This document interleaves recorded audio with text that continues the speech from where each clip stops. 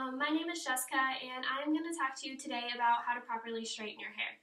So in today's society, a lot of people have a straightener, but not a lot of people know how to actually use it properly to protect their hair.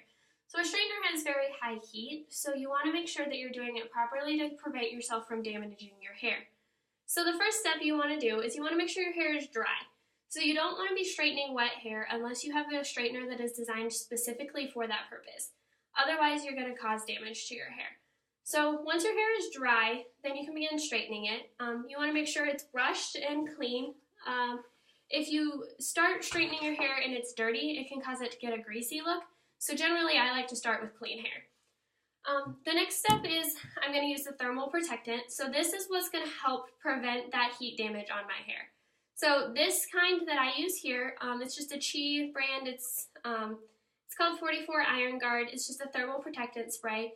The brand necessarily doesn't matter. It's more the fact that you're using one before you straighten your hair. So with this, you're just going to take it and you're just going to apply a thin layer to all your hair. Starting at the top, you can do the underside as well, and then just make sure you get the back. A lot of people forget that. And then go ahead and brush your hair again just to make sure that it's worked through and on all the strands of hair. So then the next step, that is as quoted by Philip Picardi in his article, You're Probably Making This Mistake with Your Hair Straightener, which he published in May of 2017, is one of the biggest mistakes that people make because they don't apply this protectant to their hair and then they're damaging it. And then they continue straightening it and not realizing that that's causing the damage. So then the next step that you're going to want to do is you're going to want to make sure your straightener is heated properly. So my straightener only has one temperature, so I don't have to worry about adjusting it. And I've had it on, so it's warm. You just want to make sure they are very hot, so you don't want to burn yourself. So that's the biggest thing, is making sure that you're careful with the straightener. So before I start straightening my hair, I'm going to take it and section it into two sections. So I'm going to take this top layer here and just put it up into a ponytail. It doesn't have to be anything special. As you can see, my hair is not overly cooperative. But I'm just going to put this up so that it's out of the way because you want to straighten thinner sections. It will give you a better straightness to your hair and just make it easier. So the next thing is you need to decide how big of a section that you want to straighten.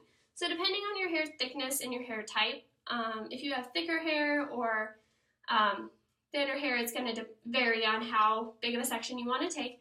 Anna Jimenez, in her article, Hair Care, How to Straighten Like a Pro, she suggests between a 1/2 inch to a 2-inch section. So there's quite a variety in that.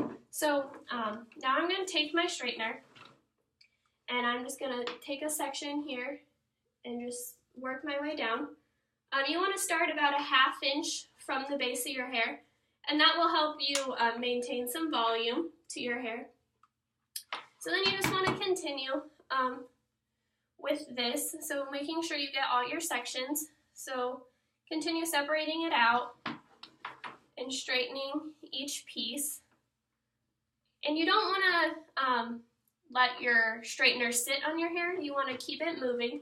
Otherwise, you're going to fry your hair, which will cause damage. So you just want to quickly move it down your hair like this. And so I got to make sure I got the back.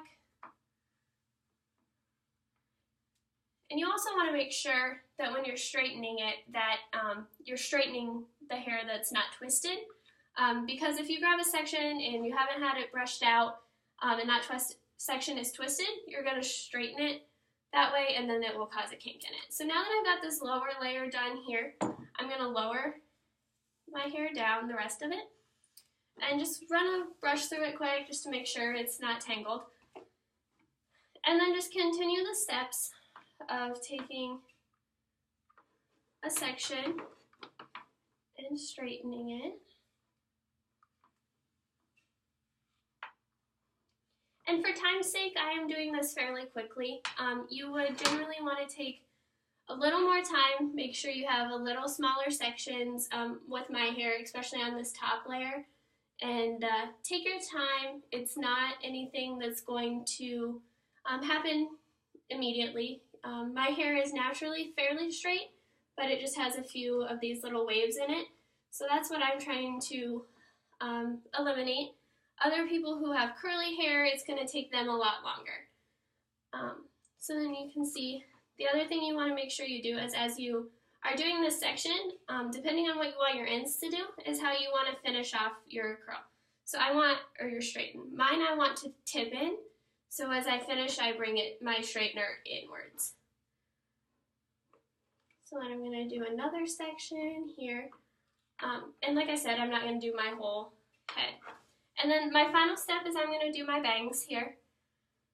Just get them a little straight. You want to be careful with this because you don't want to burn yourself. That's the closest you're going to be to your skin. So you don't want to burn yourself. So you want to make sure you pull your hair away from your scalp and then apply your straightener. And then I'm going to do this last section right over here. And then that is all that there is. After that, you can style it as you please. You can just apply hairspray to the top. And that's about it. Thank you.